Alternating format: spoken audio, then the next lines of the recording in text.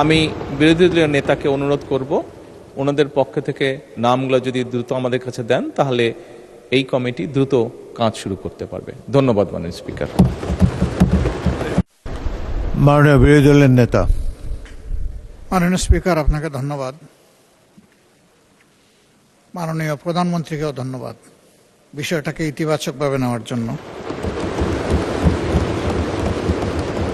আমরা আশা করি এই সংসদ জাতীয় সকল সমস্যা সমাধানের কেন্দ্রবিন্দু হবে ইনশাআল্লাহ, এবং আমরা মনে করি এই সংসদের জন্য এটি একটি নবযাত্রা। এটাকে আমি সাধুবাদ জানাই এবং আমরা শীঘ্রই ইনশাআল্লাহ নামগুলা পেশ করব। ধন্যবাদ সবাইকে। মাননীয় সংসদ নেতা, কমিটির একজন সভাপতি প্রয়োজন।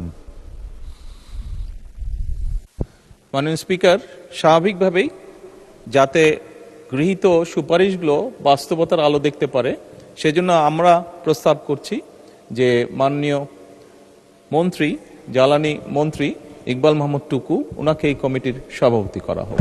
ধন্যবাদ। ধন্যবাদ মাননীয় সংসদ নেতা।